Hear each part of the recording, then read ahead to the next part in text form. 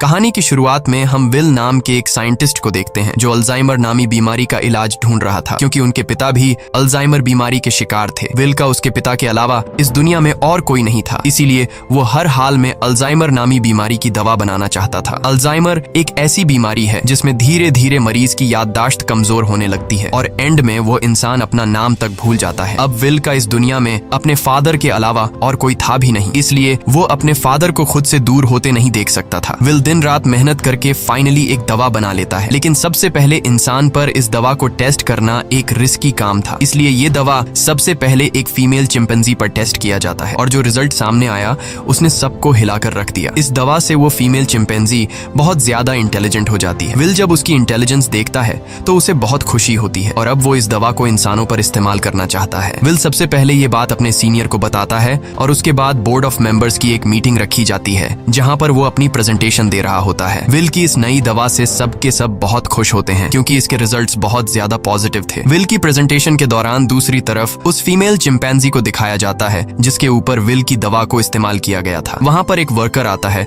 जो उसे वहां से दूसरी जगह शिफ्ट करना चाहता है, लेकिन आज उस चिंपैंजी का नेचर थोड़ा अलग था। वो उस जगह से दूसरी जगह शिफ्ट नहीं होना चाहती थी। जब वर्कर जबरदस्ती करता है तो उस चिंपैंजी को बहुत गुस्सा आता है। वो उस वर्कर का हाथ पकड़ लेती है और उसके बाद वहां से निकलकर चारों तरफ तोड़फोड़ करना शुरू कर देती है। वो काबू से बाहर हो गई और उस जगह पहुंच जाती है जहां पर बोर्ड ऑफ मेंबर्स की मीटिंग चल रही होती है। यहाँ पर विल चाहकर भी उसे कंट्रोल नहीं कर पाता क्योंकि ये चिंपैंजी बहुत ज्यादा गुस्से में होती है, इसलिए इस चिंपैंजी को गोली मारनी पड़ती है जिससे उस चिंपैंजी की मौके पर ही मौत हो गई। इस हादसे के बाद बोर्ड के मेंबर्स ने ये माना कि विल की दवा की वजह से ये चिंपैंजी एग्रेसिव हो गई थी और अब चिंपैंजी की मौत के साथ साथ विल का ये पूरा का पूरा एक्सपेरिमेंट भी पूरी तरह से खत्म हो गया है। बोर्ड के मेंबर्स ने लैब में रखे सारे चिंपैंजी को मारने का हुक्म दिया क्योंकि उन पर भी विल की बनाई हुई दवा का इस्तेमाल किया गया था। हालांकि विल अपने बॉस को कन्विंस करने की कोशिश करता है कि मेरी दवा में कोई प्रॉब्लम नहीं है, लेकिन उसका बॉस साफ साफ मना कर देता है। वो कहता है कि अगर तुम्हारी दवा में प्रॉब्लम नहीं होती तो वो चिंपैंजी इतना ज्यादा अग्रेसिव नहीं होती। विल की 5 सालों की एक्सपेरिमेंट अब जाया हो गई थी। वो अंदर लैब की तरफ जाता है, तभी उसके पास लैब का केयर टेकर आता है और उसे बताता है कि आपकी दवा में कोई भी प्रॉब्लम नहीं है। दरअसल चिंपैंजी आपकी दवा की वजह से अग्रेसिव नहीं हुई थी, बल्कि उसने उसी वक्त एक बच्चे को जन्म दिया था जिस वजह से वो गुस्से में आ गई थी क्योंकि उसे वहां से शिफ्ट किया जा रहा था। और अब विल को पूरी बात समझ में आ जाती है। वो वर्कर उसे कहता है कि मैंने बॉस के कहने पर उन सारे चिंपैंजीज को मार दिया और उस बच्चे को नहीं मार पाया जो अभी अभी पैदा हुआ है। उसके बाद विल बिना किसी को बताए चुपके से उस बच्चे को अपने घर ले आता है जहाँ पर विल के फादर भी होते हैं और यहाँ पर हमें दिखाया जाता है कि ये चिंपैंजी का बच्चा छोटा तो है लेकिन उसका दिमाग इंसानों की तरह तेज है। बहुत जल्दी वो विल के पिता से घुल मिल जाता है और विल के पिता उसे नाम देते हैं सीजर। धीरे धीरे 3 साल बीत जाते हैं और अब वो चिंपैंजी का बच्चा जिसका नाम सीजर है वो बहुत ज्यादा स्मार्ट हो चुका है। वो पढ़ सकता है, गेम्स खेलता है और बिल्कुल इंसानों की तरह हर एक काम को करता है। बस वो सिर्फ एक चीज नहीं कर सकता और वो है इंसानों की तरह बोलना, पर वो इंसानों की बातचीत को अच्छी तरह से समझ सकता है। वहीं विल के पिता को दिखाया जाता है जिनकी अल्जाइमर बीमारी की वजह से दिमागी हालत काफी ज्यादा खराब हो चुकी है, यहाँ तक कि उनकी नर्स भी उनका ध्यान रखने से मना कर देती है। वो विल से कहती है कि तुम्हारे पिता को अब हॉस्पिटल की जरूरत है, घर पर उनका टेक केयर नहीं किया जा सकता। विल अपने पिता की हालत देखकर उसे बहुत दुख होता है और अगले दिन जब वो लैब में जाता है तो चुपके से उस दवा को लेकर आता है जो उसने सीजर की मॉम को और बाकी चिंपैंजीज को दी थी और ये दफा उसने स्पेशली अपने पिता के अल्जाइमर बीमारी के लिए बनाई थी। वो जानता था कि उसके पिता का बचना अब नामुमकिन है, इसलिए वो ये रिस्क लेता है और अपने पिता को अल्जाइमर की वो दवा इंजेक्ट कर देता है। विल के पिता पहले इंसान होते हैं जिनके ऊपर इस अल्जाइमर की दवा को यूज किया जाता है। विल रात भर सो नहीं पाता क्योंकि उसे डर लगता है कि कहीं उसके पिता को कुछ हो न जाए और अगली सुबह विल देखता है कि उसके पिता पियानो बजा रहे हैं। वो पूरी तरह से ठीक हो चुके हैं। विल ये देखकर बहुत खुश होता है, यानी उसकी दवा ने उसके पिता को पूरी तरह से ठीक कर दिया है। वहीं हमें सीजर को दिखाया जाता है जो खिड़की से कुछ बच्चों को साइकिल चलाते हुए देखता है। सीजर का भी मन करता है कि वो भी उन बच्चों की तरह साइकिल चलाए, इसलिए वो पड़ोस के घर में चला जाता है, पर इस घर का मालिक बहुत ही खड़ूस इंसान था। वो सीजर को देख लेता है। अब वो सीजर को मारने के लिए बेसबॉल का बैट उठाकर उस पर हमला कर देता है, लेकिन उससे पहले कि वो उसे बुरी तरह से मारता, यहाँ पर विल और उसके पिता सीजर को बचा लेते हैं। विल पड़ोसी को समझाने की कोशिश करता है कि ये सिर्फ खेलने की कोशिश कर रहा था, इससे तुम्हें कोई खतरा नहीं है। पड़ोसी कहता है कि ये मेरे बच्चों को नुकसान पहुंचा सकता है और अगर ये बंदर का बच्चा दोबारा यहाँ पर आया तो मैं इसे मार दूंगा। यहाँ पर सीजर के पैर पर चोट लग गई होती है, इसलिए विल उसे डॉक्टर कैरोलिन के पास ले जाता है और जब कैरोलिन उसका इलाज करती है तो उसे पता चलता है कि ये बहुत ज्यादा इंटेलिजेंट है क्योंकि सीजर विल से इशारों में बात कर रहा होता है। जल्द जल्द ही विल और डॉक्टर कैरोलिन की आपस में दोस्ती हो जाती है। कैरोलिन को सीजर बहुत पसंद आ जाता है, इसलिए वो विल के घर आना शुरू कर देती है, जहाँ उसे पता चलता है कि सीजर हमेशा घर पर रहता है, उसे बाहर नहीं ले जाया जाता, इसीलिए सीजर हमेशा खिड़की से बाहर देखता रहता है। कैरोलिन विल से कहती है कि हमें उसे बाहर ले जाना चाहिए। विल को ये आइडिया पसंद आया और अगले दिन विल और कैरोलिन सीजर को पास के एक जंगल में ले गए, जिसका नाम रेडवुड है। वह खूबसूरत जंगल सीजर के लिए किसी जन्नत से कम नहीं था। सीजर को ये जगह बहुत पसंद आई और इसी तरह से 2 साल और बीत जाते हैं। अब विल और कैरोलिन एक दूसरे के साथ रिलेशनशिप में आ चुके हैं। सीजर भी अब बड़ा हो चुका है और ये लोग हमेशा उस जंगल में आते। एक दिन जब ये लोग रेडवुड जंगल में होते हैं तो वहाँ एक फैमिली आती है जिनके पास एक डॉग होता है जिसके गले में पट्टा बांधा गया होता है। वह डॉग सीजर पर भौंकने लग जाता है, जिसे देखकर सीजर बहुत ज्यादा मायूस हो जाता है। सीजर इसलिए मायूस नहीं होता कि डॉग ने उस पर भौंका, बल्कि वो डॉग के गले में पट्टा देख लेता है और पट्टा तो उसके गले में भी विल ने बांधा था। वो विल से इशारे में पूछता है, क्या मैं तुम्हारा कोई पालतू जानवर हूँ? जिस पर विल जवाब देता है, नहीं, तुम पालतू नहीं हो, तुम मेरे बेटे हो। पर सीजर अब समझदार हो चुका था। वो अपने बारे में जानना चाहता था कि वो कौन है और कहाँ से आया है, इसलिए विल सीजर को अपनी लैब के बाहर ले जाता है और बताता है कि तुम्हारी मॉम यहाँ पर थी, हमने उसके ऊपर एक दवा का इस्तेमाल किया था और उसी दवा की वजह से आज तुम इतने ज्यादा इंटेलिजेंट हो। अब सीजर को अपने बारे में सब कुछ पता चल चुका है। इसके बाद ये लोग घर आते हैं जहाँ पर विल के पिता को दिखाया जाता है, जिनकी अल्जाइमर बीमारी अब वापस पहले जैसी हो चुकी है। वो चम्मच के उल्टे तरफ से खाना खाने लगा। विल समझ गया कि अब इस दवा ने उसके पिता के दिमाग पर असर करना छोड़ दिया है। इस बात से विल बहुत परेशान होता है और जब विल काम पर गया होता है तो विल के पिता का गाड़ी चलाने का मूड हो जाता है, लेकिन अल्जाइमर बीमारी की वजह से वो भूल चुके होते हैं कि गाड़ी को ड्राइव कैसे किया जाता है। जब वो कार स्टार्ट करता है तो उसे कार कंट्रोल नहीं हो पाती, इसलिए वो सीधा जाकर अपने पड़ोसी की गाड़ी को टक्कर मार देता है। पड़ोसी जब यह सब कुछ देखता है तो वो जल्दी से बाहर आ जाता है। ये वही पड़ोसी है जिसने कुछ साल पहले सीजर को मारा था और अब वो विल के पिता को कॉलर से पकड़कर गाड़ी से बाहर निकालता है, उन्हें मारने लगता है। तभी अचानक खिड़की से सीजर की नजर उन पर पड़ती है और जब वह देखता है कि उनका पड़ोसी विल के पिता को मार रहा है तो वह अपने आप को कंट्रोल नहीं कर पाता। वो बाहर आता है और उस पर हमला कर देता है। सीजर इतना गुस्से में आ गया होता है कि वो उस पड़ोसी की उंगली काट लेता है, जिसके बाद उनका पड़ोसी विल के चिंपैंजी सीजर पर कोर्ट में केस करता है। इसीलिए कोर्ट ये फैसला करती है कि अब सीजर को घर पर नहीं रखा जा सकता। तब यहाँ एनिमल कंट्रोल टीम आती है और वो सीजर को उस जगह ले जाते हैं जहाँ पर और भी चिंपैंजीज रहते हैं। सीजर को लगा कि वो यहाँ घूमने के लिए आया है, इसलिए वो एक्टिविटी हॉल को देखकर खुश था, लेकिन उसे पता नहीं था कि अब वो यहाँ हमेशा के लिए कैद रहने वाला है। सीजर जब विल को यहाँ से जाते देखता है तो वो उसके पास दौड़कर आता है, लेकिन अब सीजर उस जगह में कैद हो चुका था। सीजर विल के पास आया और शीशे के दूसरी ओर से इशारे करने लगा कि मुझे भी अपने साथ ले चलो, लेकिन विल मजबूर है और वो कहता है कि तुम्हें अब यहीं पर रहना होगा। इस बात से सीजर को बहुत दुख होता है और विल उसे यहीं पर छोड़कर चला जाता है। दूसरी तरफ विल के पिता को दिखाया जाता है, जो एक बार फिर पूरी तरह से अल्जाइमर के शिकार हो चुके हैं और विल अब पहले से भी ज्यादा स्ट्रॉन्ग दवा बनाएगा ताकि वह अपने पिता की बीमारी को हमेशा के लिए ठीक कर दे। विल यह बात अपने बॉस को बताता है कि वह दवा जो मैंने पहले बनाई थी, मैंने अपने पिता के ऊपर इस्तेमाल की थी। वो पूरी तरह से ठीक हो गए थे, लेकिन ज्यादा वक्त तक नहीं। अब वो दोबारा से कमजोर हो रहे हैं, इसलिए अब मैं पहले से भी ज्यादा स्ट्रॉन्ग दवा बनाना चाहता हूँ। उसका बॉस उसे इजाजत दे देता है। दूसरी तरफ सीजर को दिखाया जाता है, जो बहुत ही ज्यादा उदास था। उसे उम्मीद थी कि जल्द विल आकर उसे घर ले जाएगा। वो सामने की दीवार पर चौक से एक ड्राइंग बनाता है, जो कि उस खिड़की का नक्शा था जिससे वो अपने घर से बाहर देखा करता था। वो अपने घर को बहुत ज्यादा मिस कर रहा था। इधर विल दिन रात कड़ी मेहनत के बाद वो दवा बना लेता है। अब इस दवा को एक चिंपैंजी पर यूज करने की तैयारी की जाती है और जब दवा को उसकी बॉडी में इंजेक्ट किया जा रहा होता है तभी प्रेशर की वजह से एक पाइप निकल जाता है। वहाँ पर उनका एक वर्कर होता है जिसका नाम फ्रैंकलिन है। दवा की कुछ गैस उसकी नाक के अंदर चली जाती है क्योंकि उसने मास्क नहीं पहना होता। हालांकि उस वक्त उस पर गैस का कोई असर नहीं पड़ता और यह लोग उस चिंपैंजी के बॉडी में दवा इंजेक्ट कर लेते हैं, जिसके बाद वो चिंपैंजी बहुत ज्यादा इंटेलिजेंट हो जाता है, यानी कि उनकी यह दवा भी कामयाब हो गई। इसके बाद विल और कैरोलिन सीजर से मिलने जाते हैं, जिसे बहुत ही छोटे पिंजरे के अंदर कैद किया गया होता है। यहाँ पर सीजर के हाथ में चोट भी लगी होती है, जिससे विल को बहुत गुस्सा आता है और वहाँ के गार्ड्स को धमकी देता है कि अगर तुमने इसके साथ कोई भी गलत सलूक किया तो मैं तुम्हारे इस जगह को बंद करवा दूंगा। विल के आने से सीजर बहुत खुश था क्योंकि वो समझ रहा था कि विल आज उसे घर वापस ले जाएगा, लेकिन विल उसे कहता है कि जब तक कोर्ट मुझे इजाजत नहीं देती मैं तुम्हें घर वापस नहीं ले जा सकता। जिसके बाद विल यहाँ से चला जाता है और सीजर बहुत ज्यादा उदास हो जाता है। उसे घर की बहुत याद आती है। यहाँ उसे गंदा खाना और जेल का स्टाफ उसके साथ बहुत बुरा सलूक करते हैं। जब विल अपने घर जाता है तो देखता है कि उसके पिता की हालत बहुत ज्यादा खराब है। वो उन्हें दवा देना चाहता है पर विल के पिता मना कर देते हैं। वो कहते हैं कि अब मेरा वक्त आ चुका है और उसके बाद विल के पिता की डेथ हो जाती है। विल अपने पिता की डेथ से पूरी तरह से टूट जाता है और अब सीजर के अलावा उसका कोई भी नहीं है। वो उसे अपना बेटा मानता है, इसलिए वो बहुत सारे पैसे लेकर उस जगह जाता है जहाँ पर सीजर को कैद किया गया है। वहाँ का जो हेड होता है विल उसे उन्हें बहुत सारे पैसे देता है और कहता है कि मैं सीजर को अपने साथ ले जाना चाहता हूँ। उस जगह का हेड इतने सारे पैसे देखकर विल की बात मान जाता है। विल सीजर के पास आया और उसे अपने साथ चलने को कहा, लेकिन सीजर दरवाजा बंद कर देता है क्योंकि अब वो विल के साथ नहीं जाना चाहता। हालांकि सीजर को विल से बिछड़ने का दुख तो था, लेकिन अब वो किसी का पालतू बनकर जिंदगी नहीं गुजारना चाहता था। वो अपने साथ साथ उस जगह में बंद बाकी चिंपैंजीज को भी आजाद देखना चाहता था, जिसके बाद विल को लौटना पड़ता है। रात को उस जगह काम करने वाले एक लड़के के कुछ दोस्त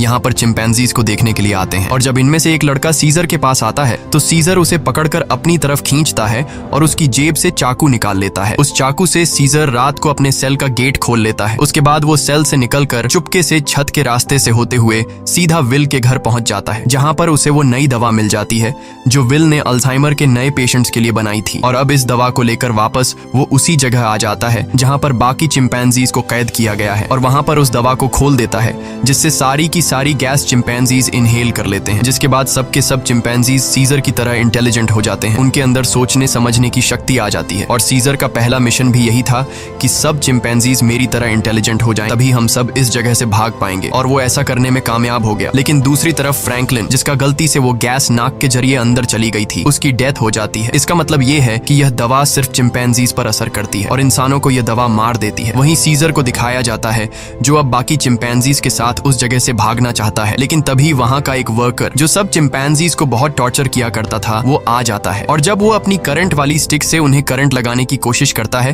तो सीजर उसका हाथ पकड़ लेता है। वो कहता है कि अपने गंदे हाथ मुझसे दूर रखो और यहाँ पर पहली बार सीजर बोलता है नो। इसके बाद सीजर उसे पंच मारकर वहीं पर गिरा देता है और बाकी सब चिंपैंजीज को आजाद कर देता है। वो वर्कर उठकर एक बार फिर से अपनी इलेक्ट्रिक स्टिक लेकर उनकी तरफ बढ़ता है, लेकिन सीजर उस पर प्रेशर से पानी खोल देता है, जिससे उसे करंट लगने से उसकी मौत हो जाती है। इसके बाद सीजर सब चिंपैंजीज को लेकर पास के एक जू में पहुंच जाता है। वो वहां के सभी चिंपैंजीज को आजाद करके अपनी टीम में शामिल कर लेता है और अब ये सब के सब विल की लैब में पहुंच जाते हैं। वहां पर भी बहुत सारे चिंपैंजीज होते हैं, ये उन्हें भी आजाद कर देते हैं और अब इन सब की एक टीम बन चुकी है। वहीं विल, जिसे सीजर की बहुत ज्यादा याद आती है, वह उस जगह कॉल करता है जहां पर सीजर को कैद कर रखा गया था, पर उसका कॉल कोई रिसीव नहीं करता। इसलिए वह जल्दी से कैरोलिन के साथ वहां पर पहुंच जाता है। वो देखते हैं कि यहाँ पर तो एक भी चिंपैंजी मौजूद नहीं। तभी उन्हें एक जख्मी वर्कर दिखाई देता है। विल उससे पूछता है कि यहाँ पर क्या हुआ। वह बताता है कि तुम्हारा सीजर सबको अपने साथ ले गया और वह पहली बार बोला भी था। ये सुनकर विल बहुत ज्यादा परेशान हो जाता है और अब वह समझ जाता है कि सीजर अपने सभी साथियों के साथ रेडवुड जा रहा है, जहां पर बचपन में उसे ले जाया करता था। सीजर शहर के रास्ते से अपने साथियों के साथ आगे की तरफ बढ़ रहा होता है। रास्ते में एक ब्रिज आता है जहां पर पुलिस उनका रास्ता रोक लेती है और इसके बाद चिंपैंजीज और पुलिस के बीच में एक बहुत बड़ी फाइट होती है। हालांकि सीजर का मकसद इंसानों को चोट पहुंचाना नहीं था, बल्कि अपने चिंपैंजी भाइयों को आजाद करके उन्हें रेडवुड जंगल तक पहुंचाना था। उनके ऊपर हेलीकॉप्टर से हमला किया जाता है और जब सीजर को नुकसान पहुंचने वाला होता है तो तभी वहां पर एक गोरिल्ला हेलीकॉप्टर के ऊपर कूद जाता है और हेलीकॉप्टर को क्रैश कर देता है, जिससे उसकी जान चली जाती है। और तभी वहां पर कोबा नामी चिंपैंजी आता है। कोबा वही चिंपैंजी है जिसकी बॉडी पर लैब में एक्सपेरिमेंट किया गया था, जो उस आदमी को मार देता है जो हेलीकॉप्टर से उन पर गोलियां चला रहा था। यहाँ जब एक गोरिल्ला पुलिस वाले को चीरने वाला था तब सीजर उसे रोक लेता है, क्योंकि सीजर पुलिस वालों को रोकना चाहता था, उन्हें मारना नहीं। अब ये सब के सब ब्रिज को क्रॉस कर रेडवुड पार्क पहुंच जाते हैं, जहां पर विल भी कुछ देर में पहुंच जाता है। वो सीजर को आवाजें देने लगता है। इस दौरान एक दूसरा चिंपैंजी विल पर हमला करने वाला होता है कि तभी सीजर उसे रोकता है। विल सीजर से कहता है कि तुम मेरे साथ घर चलो, नाराजगी छोड़ दो, नहीं तो पुलिस तुम सबको मार देगी। सीजर विल को अपने गले लगाता है और उसके कान में कहता है कि अब यही मेरा घर है। और विल समझ जाता है कि सीजर को उसकी दुनिया मिल चुकी है, वह उसके साथ लौट कर नहीं आएगा। विल सीजर से कहता है ठीक है, ये तुम्हारी जिंदगी है, जी लो इसे। जिसके बाद विल सीजर को यहीं छोड़कर चला जाता है। अब सीजर और उसके साथियों की यह एक नई दुनिया है और सीजर इन सब का लीडर है। वहीं हमें विल के पड़ोसी को दिखाया जाता है जिसकी उंगली सीजर ने काटी थी और अचानक उसकी नाक से खून निकलने लगता है। दरअसल फ्रैंकलिन, जो विल का कोलीग था जिसने एक्सपेरिमेंट के दौरान गैस इनहेल कर ली थी, वो ये सब कुछ बताने के लिए विल के घर आया था। लेकिन विल घर पर न होने की वजह से फ्रैंकलिन उसके पड़ोसी के पास गया। अचानक उसे खांसी आई जिससे खून के छींटे उसके ऊपर गिर गए और अब ये भी उस वायरस से इन्फेक्टेड है। दरअसल ये एक पायलट होता है जो कि इंटरनेशनल फ्लाइट्स उड़ाता है। इसका मतलब ये वायरस पूरी दुनिया में फैला देगा, जिससे पूरी दुनिया बदल जाएगी, और होता भी ऐसा ही है। इस मूवी का सेकंड पार्ट 2014 में आया था, जिसमें दिखाया जाता है कि वायरस को फैले हुए आज 10 साल हो चुके हैं और दुनिया से इंसानों की बहुत बड़ी आबादी खत्म हो चुकी है। जहां एक तरफ इंसानों की आबादी कम हो रही थी, दूसरी तरफ चिंपैंजीज की जनरेशन बढ़ती जा रही थी। ये सभी उस जंगल में पूरी तरह से फैल चुके थे और वो सभी अब पहले से भी ज्यादा स्ट्रांग हो चुके थे। यहाँ हमें सीजर को दिखाया जाता है। वो अब भी सभी चिंपैंजीज का लीडर है और इस जंगल में सीजर का ही राज चलता है। इस जंगल में अब इंसानों का आना मना है। सीजर का अब एक बेटा हो चुका है जिसका नाम ब्लू आई है। एक दिन सीजर का बेटा जब अपने दोस्त के साथ जंगल में घूम रहा होता है, तभी उनके सामने एक इंसान आ जाता है जो जंगल में अपनी टीम के साथ हाइड्रो इलेक्ट्रिक डैम देख रहा होता है ताकि पूरे शहर को इलेक्ट्रिसिटी दोबारा से दी जा सके और ये डैम चिंपैंजीज के इलाके में है। अब वो आदमी जब सीजर के बेटे ब्लू आई और उसके दोस्त को देखता है तो वो बहुत ज्यादा डर जाता है और अपनी गन निकाल लेता है। सीजर का बेटा भी घुर्राने लगता है। वो आदमी डर कर गोली चला देता है जिससे सीजर के बेटे का दोस्त घायल हो जाता है। गोली की आवाज सुनकर सभी चिंपैंजीज यहाँ पर आ जाते हैं। साथ ही जिस आदमी ने गोली चलाई होती है उसके साथी भी आ जाते हैं जो यहाँ पर डैम ढूंढ रहे होते हैं। चिंपैंजीज उन्हें मारना चाहते हैं। वो सब उन लोगों पर बहुत ज्यादा गुस्सा होते हैं। तभी इंसानों के ग्रुप का लीडर आगे आता है जिसका नाम मैल्कम है। वो सीजर से बात करता है। वो उसे बताता है कि हम यहाँ पर किसी को नुकसान पहुंचाने के लिए नहीं आए, हम तो बस यहाँ सिर्फ शहर की बिजली ठीक करने के लिए डैम ढूंढ रहे हैं। सीजर उससे कहता है चलो ठीक है, इस बार तुम आ गए लेकिन दोबारा यहाँ पर मत आना, तुम सब यहाँ से चले जाओ। अब वो सब के सब यहाँ से चले जाते हैं और इन्हीं चिंपैंजीज में जो कोबा होता है जिसके ऊपर कभी इंसानों ने एक्सपेरिमेंट्स किए थे, जो इंसानों से बहुत ज्यादा नफरत करता है, वो सभी चिंपैंजीज से कहता है कि इंसान दोबारा से हमारे इलाके में आ गए हैं, वो हमें फिर से नुकसान पहुंचाएंगे, इसलिए इंसानों को हमें अपनी ताकत दिखानी होगी। और सीजर भी अब उसकी बातों में आ जाता है और ये सब तय करते हैं कि ये इंसानों की बस्ती में जाएंगे। और अब सीजर अपने घोड़े पर बैठकर सबके आगे होता है। उसके साथ सभी चिंपैंजीज इंसानों के इलाके में जाते हैं। यहाँ पर दिखाया जाता है कि जो पहले रोशनियों से चमकने वाला एक खूबसूरत शहर हुआ करता था, अब वो पूरी तरह से वीरान हो चुका है। यहाँ पर टेक्नोलॉजी और बहुत सारी चीजें अब पूरी तरह से खत्म हो चुकी हैं। सीजर अपनी पूरी सेना को लेकर इंसानों के इलाके में पहुंच जाता है, जहां पर मैल्कम एक बार फिर से सीजर के सामने आता है और वो सीजर से कहता है कि हम तुमसे माफी मांग चुके हैं। सीजर कहता है कि आज के बाद अगर हमारे इलाके में कोई भी आया तो हम उसे मार देंगे। हम युद्ध नहीं चाहते, लेकिन अगर इंसानों ने दोबारा हमारे इलाके में आने की कोशिश की तो हम किसी को नहीं छोड़ेंगे। यहाँ पर कोबा भी होता है। कोबा चाहता है कि वो इंसानों से युद्ध लड़े, लेकिन सीजर इंसानों को वार्निंग देकर यहाँ से पूरी सेना के साथ निकल जाता है। वही मैल्कम को दिखाया जाता है जो बहुत ज्यादा परेशान होता है क्योंकि जिस जगह में ये लोग रह रहे थे वहां पर बिजली नहीं थी और उनका पावर प्लांट खास उसी जगह में था जहां पर चिंपैंजीज का इलाका था। वहां पर जाना मतलब अपनी मौत को दावत देना है, लेकिन सारी जिंदगी ये लोग बिना इलेक्ट्रिसिटी के तो नहीं रह सकते थे, इसलिए उन्हें हर हाल में वहां पर जाकर बिजली ठीक करनी थी। मैल्कम अपने सीनियर से कहता है कि हमें एक बार सीजर से बात करके देखना चाहिए, क्या पता वो हमारी तकलीफ को समझ ले। जिसके बाद मैल्कम अपनी फैमिली और एक ग्रुप लेकर वहां जंगल के बाहर पहुंच जाता है। मैल्कम जब सीजर को अपनी सारी सिचुएशन बताता है तो सीजर समझ जाता है क्योंकि वो इंसानों के साथ रह चुका है। उसे पता है कि इलेक्ट्रिसिटी का मतलब क्या है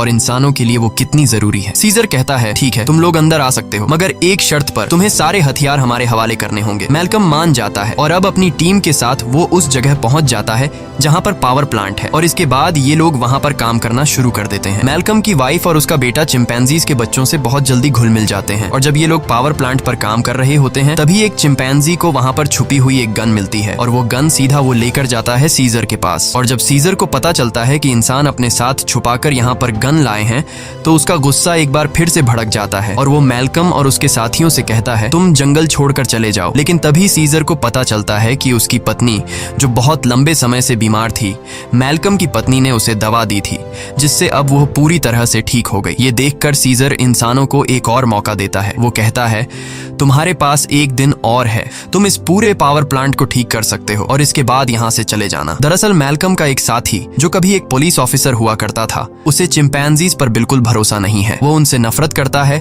और वो यहाँ पर गन्स लेकर आया होता है। उनके पास और भी गन्स होते हैं और जब ये लोग गन्स एक दूसरे को पास कर रहे होते हैं तो ऊपर से कोबा देख लेता है। कोबा गुस्से से लाल हो जाता है कि ये इंसान तो बिल्कुल भी भरोसे के लायक नहीं है और कोबा इंसानों से बहुत ज्यादा नफरत करता है और वो जल्दी से सीजर के पास जाता है। वो उसे बताता है कि इंसानों के पास और भी हथियार हैं, इंसान भरोसे के लायक नहीं है, तुम्हें उन्हें हमारे इलाके से निकालना होगा। जिस पर सीजर उसे सब्र रखने को कहता है। इस बात से कोबा को गुस्सा आता है। वो कहता है, तुम्हें अपने साथियों की बिल्कुल भी परवाह नहीं है, तुम इंसानों से प्यार करते हो क्योंकि तुम भी उन्हीं में से एक हो। और अब सीजर को इस बात पर गुस्सा आता है और वो कोबा पर हमला कर देता है। सीजर उसे बहुत बुरी तरह से घायल कर देता है। कोबा अब बदले की आग में जलने लगा। वो यहाँ से सीधा उस जगह जाता है जहाँ पर इंसान और उनके हथियार हैं। वो वहाँ से इंसानों के हथियार लेता है और बहुत सारे इंसानों को मार देता है। और उन्हें मारने के बाद वापस वो अपने इलाके में आता है जहाँ पर वो अपने ही चिंपैंजीज के कई घरों को आग लगा देता है। और जब मौका देखता है कि सीजर बिल्कुल अकेला है, उसके पास कोई भी नहीं है, तो वो चुपके से सीजर को भी गोली मार देता है। सीजर वहीं झाड़ियों में गिर जाता है। इसके बाद कोबा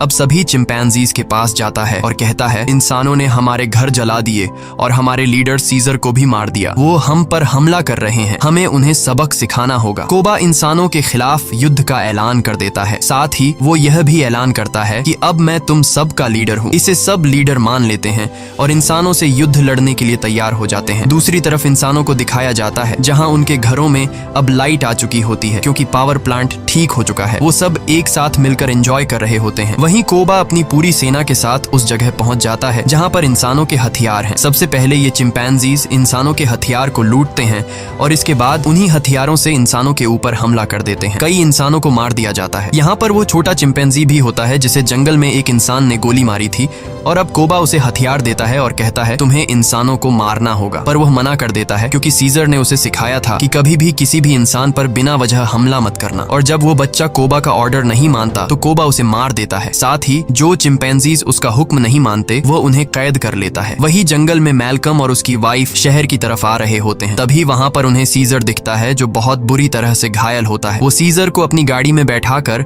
अपने घर ले आते हैं। वो उसका ट्रीटमेंट करते हैं और सीजर का अच्छी तरह से ख्याल रखते हैं जिससे सीजर की जान में दोबारा जान आ जाती है। सीजर के होश में आने के बाद वो उन्हें बताता है कि मेरे पर हमला मेरे साथी ने किया है जिसका नाम है कोबा। मैल्कम को भी यहाँ पर पूरी बात समझ में आ जाती है। सीजर पूरी तरह से ठीक नहीं था, इसीलिए उसे पूरी तरह से रिकवर करने के लिए मैल्कम मेडिसिन लाने के लिए स्टोर पर जाता है और तभी उसके सामने सीजर का बेटा आ जाता है जिसके हाथ में गन होती है। वो मैल्कम को शूट करने वाला होता है कि मैल्कम उसे बता देता है, तुम्हारे पिता सीजर अब भी जिंदा हैं, वो हमारे पास हैं और उन्हें और किसी ने नहीं बल्कि कोबा ने शूट किया है। इसके बाद मैल्कम सीजर के बेटे को अपने घर ले आता है। वो अपने पिता को जिंदा देखकर बहुत खुश हो जाता है, जहाँ पर सीजर का बेटा सीजर को बताता है कि किस तरह से कोबा ने अपने आप को लीडर बनाया और उसने बाहर की दुनिया में मासूम लोगों की जान ली। सीजर के बेटे को भी अब पता चल चुका है कि उसके पिता सीजर पर और किसी ने नहीं बल्कि कोबा ने गोली चलाई थी। इसीलिए अब वह वापस उसी जगह जाता है जहाँ पर कोबा ने इंसानों को और बहुत सारे चिंपैंजीज को बंदी बनाकर रखा है। सीजर का बेटा सबको आजाद कर देता है। मैल्कम भी उनका साथ देता है और वो उन सबको टावर के अंदर ले आता है जहाँ पर उसकी मुलाकात वही पुलिस ऑफिसर से होती है। वह ऑफिसर मैल्कम को बताता है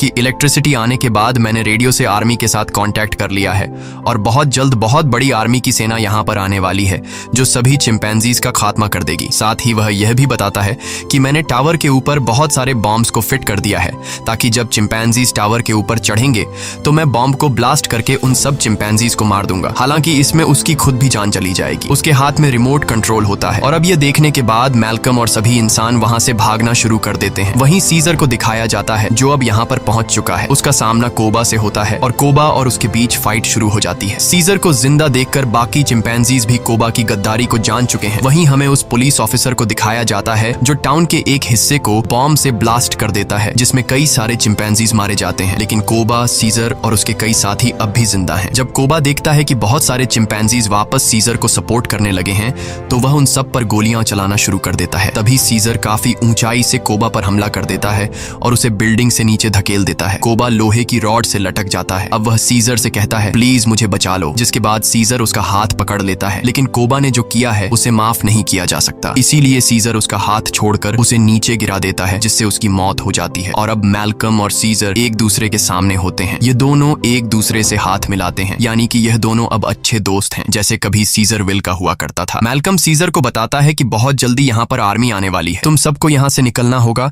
ताकि इस जंग को रोका जा सके। सीजर कहता है कि अब इंसानों और चिंपैंजीज के बीच जो वॉर है उसे कभी खत्म नहीं किया जा सकता। इसी के साथ यह कहानी खत्म हो जाती है। अगर वीडियो आपको अच्छी लगी हो तो हमारे चैनल को सब्सक्राइब और वीडियो को लाइक जरूर कीजिएगा।